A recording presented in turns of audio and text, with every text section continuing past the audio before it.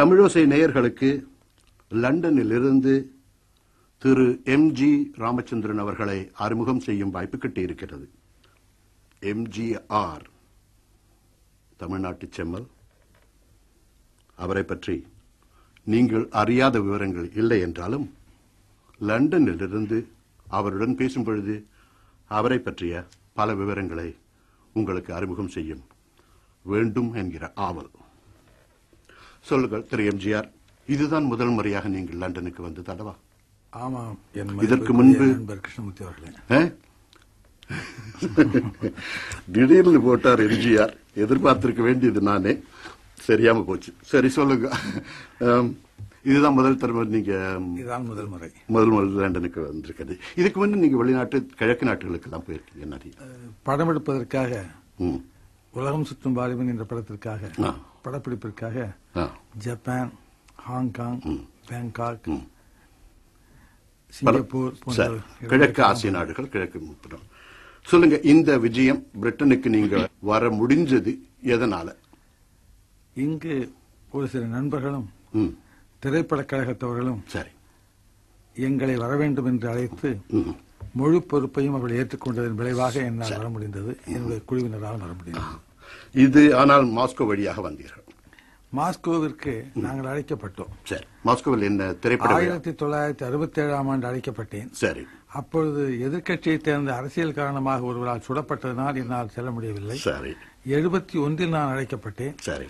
அப்பொழுது பொது தேர்தல் தமிழகத்திலே வந்துவிட்ட காரணத்தால் என்னுடைய கட்சியாக இருந்த அப்பொழுது இருந்த திராவிட முன்னேற்ற கழகத்திற்காக பணியாற்ற வேண்டிய காரணத்தால் நான் வெளிநாடு செல்ல முடியவில்லை. இப்பொழுது கொஞ்சம் ஓய்வு கிடைத்தது, தேவையும் இருந்தது.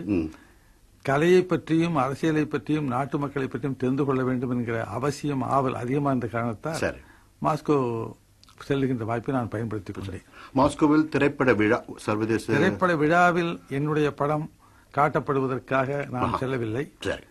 ஆனால் திரைப்பட விழாவில் சம்பந்தப்படாமல் பார்க்கப்படுகின்ற படங்களிலே ஒன்றாக நான் நடித்த எடுத்த உலகம் சுற்று வாலிபன் படமும் இன்னொரு சத்யா மூவிசார் என்ற நிறுவனத்தால் எடுத்த ரிக்ஷாக்கார் என்ற படத்தையும் காட்டுவதற்காக அழைக்கப்பட்டிருக்கின்றது. அதற்காக சென்றோம். அது மட்டுமல்ல, முக்கியமானதாக ரஷ்யா இந்திய கூட்டுறவு பட தயாரிப்பு என்கிற முறையில் எம்ஜிஆர் பிக்சர்ஸ் பிரைவேட் லிமிடெட் என்ற நான் பங்குதாரராக இருக்கின்ற நிறுவனமும் அங்கே சோவியன் பிலிம்ஸ் என்கிற அமைப்பும் சேர்ந்து படம் எடுப்பதாக நாங்கள் ஒப்பந்தம் செய்து கொண்டிருக்கின்றோம். அதற்காகத்தான் சென்றோம். பிரிட்டனுக்கு நீங்கள் முதல் வருகிறீர்கள். ஆனால் பிரிட்டனை பற்றி பல விஷயங்களை அறிந்திருப்பீர்கள், படித்திருப்பீர்கள், கண்டும் இருப்பீர்கள் படங்களில். உங்களுக்கு அதிசயமாக தோன்றிட்டா பிரிட்டன், அல்லது தெரிந்த ஒரு இடமாக தோன்றிட்டா? நான் உள்ளதை சொல்ல வேண்டும் என்றால் 1930ஆம் ஆண்டிலே மதுவிலக்கு எது தேவை என்கிற காரணத்திற்காக மறியல் செய்த நேரங்களில் எல்லாம் நான் காங்கிரஸ் கட்சியில் இருந்து பிரிட்டிஷ் ஆதிக்கம் வெளியேற வேண்டும் என்கிற எண்ணத்தோடு போராடிய ஒருவனாக இருந்தார்.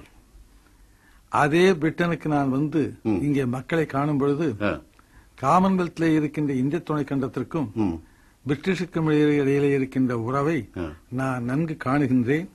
பிரிட்டிஷ் மக்கள் இந்தியர்களை மதிக்கின்றார்கள் என்பதை காணுவதிலே, நேரில் அறிவதை நான் மகிழ்ச்சி அடைகின்றேன். அதாவது முன்பு நாம் ஒருவருக்கொருவர் விரோதியாகவோ அல்லது சண்டை பூசல்களில் ஈடுபட்டு இருந்தாலும் இப்பொழுது மீண்டும் நமக்குள்ளே ஒரு பெருத்த புதியது ஒரு நல்லுறவு உருவாகி இருக்கிறதே நீங்கள் கண்கூடாக காண்கிறீர்கள். அடிமை ஆண்டவன் ஆண்டான் என்கிற நிலைமை மாறி சுதந்திர பங்காளி என்கிற நிலைமையிலே இணையும் பொழுது அதிலே மகிழ்ச்சியும் பெருமையும் பெருமிதமும் இருக்கிறது என்பதை நான் காணுகின்றேன். உங்களது அரசியல் வாழ்க்கையை பெரும்பாலும் பாதித்த அல்லது பாதித்திருக்கக்கூடிய ஆங்கில சிந்தனையாளர்களோ ஆங்கில அரசியல்வாதிகளோ இருந்திருக்கிறார்கள் என்று சொல்வீர்களா? அரசியல் சிந்தனையை பாதித்தவர்கள் என்று நான் சொல்ல முடியாது. அரசியல் சிந்தனைக்கு ஆக்கமளிக்கக்கூடிய சூழ்நிலை உருவாக்கியவர்கள் என்று நான் சொல்ல முடியும். அதாவது பிரிட்டிஷ் பெருமக்கள், அரசியல் தலைவர்கள், சிந்தனையாளர்கள் உங்களுக்கு அரசியலில் ஈடுபாட்டை உண்டாக்கியவர்கள் என்று.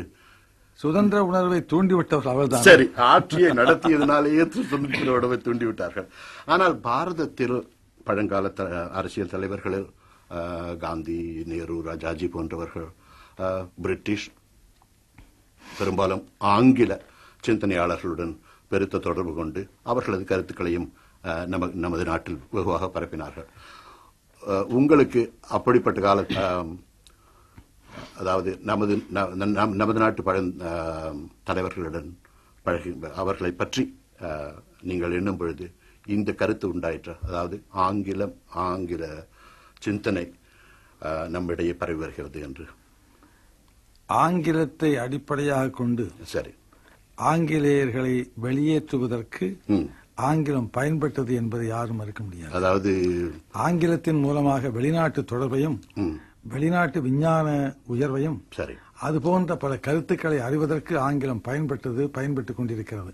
ஆகவே ஆங்கிலேயர்கள் மொழியை தந்து இந்தியாவில் இருக்கின்ற உணர்ச்சிகளை தூண்டிவிட்டார்கள், அவருடைய செயலாலும் தூண்டிவிட்டார்கள், அறிவாலும் தூண்டிவிட்டார்கள்.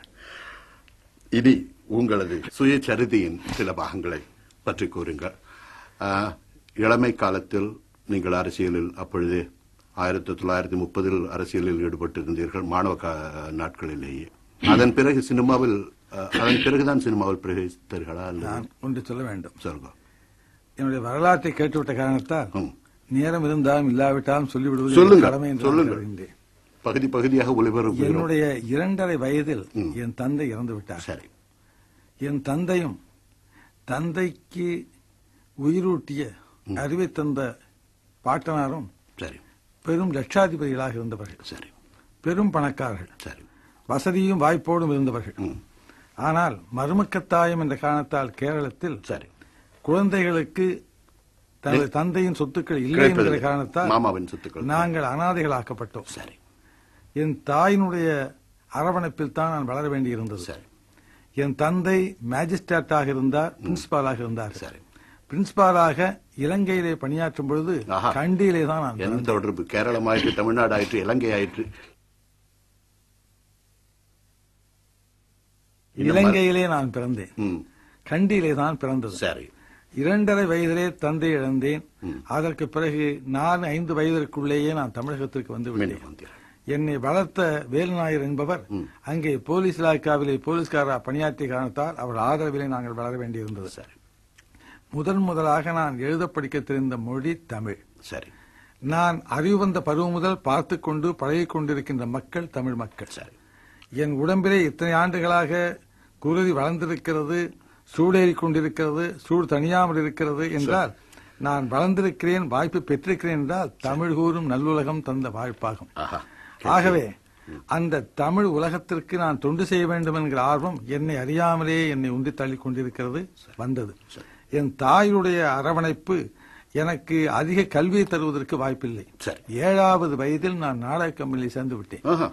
7 வயதில் இந்த நாடகத்திலே நடித்து 34வது ஆண்டு 35வது ஆண்டில் சினிமா படங்களிலே நடிப்பதற்கு நான் கலந்து கொள்ள வேண்டிய அவசியத்தில் ஈடுபட்டேன். அதற்கு பிறகு நான் தொடர்பு கொண்டிருக்கின்றேன்.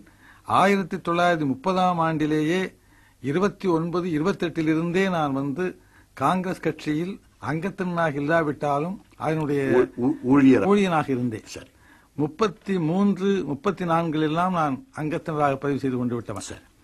அதற்கு பிறகு சில நாட்கள் இருந்து எனக்கு அங்கே செயல்பட்ட முறைகளிலே சில குறைபாடுகள் கண்டதாக நான் எண்ணியதால் அந்த விருப்பு வெறுப்பற்ற நிலைமையை நான் வளர வேண்டும் என்கிற காரணத்தால் நான் விலகி அஞ்ஞாதவாசம் என்று சொல்வார்களே அதுபோல் அரசியல் தொடர்பு இல்லாமல் இருந்து கொண்டிருந்தேன். ஒரு 4-5 ஆண்டு அரசியலில் இருந்து ஈடுபாடு இல்லாமல். ஆனால் நான் கதர் கட்டுகின்ற காங்கிரஸ்காரனாக இருந்தேன். நான் ஒரு தேசியவாதியாக எப்பொழுதுமே இருந்து கொண்டிருப்பவன். அது மட்டுமல்ல, மகாத்மாவின் கொள்கையிலே பிடிப்பும் நம்பிக்கையும் கொண்டவன்.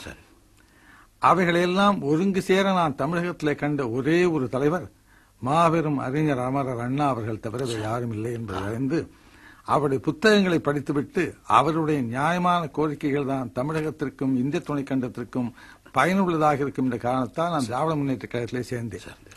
அண்மையில் 1972ஆம் ஆண்டு அக்டோபர் 10ஆம் தேதி அன்று குற்றமற்ற நான் வெளியேற்றப்பட்டேன். வெளியேற்றப்பட்ட பிறகு தொண்டர்களுடைய மக்களுடைய விருப்பப்படி அண்ணா திராவிட முன்னேற்ற கழகம் என்ற அமைப்பை நான் உருவாக்கினேன். இப்பொழுது அதிலே முதற் தொண்டனாக நான் இருக்கிறேன் என்று அவர் சொல்லுகின்றார்கள். நான் நிறைய பணியாற்றிக் கொண்டிருக்கிறேன். மிக்க நன்றி. உங்களது வாழ்க்கை சரிதத்தை இவ்வளவு சுருக்கமாகவும் இவ்வளவு பல விஷயங்களை கொண்டும் உங்களால் ஒரு 5 நிமிஷத்தில் கூறிவிட்டீர்கள்.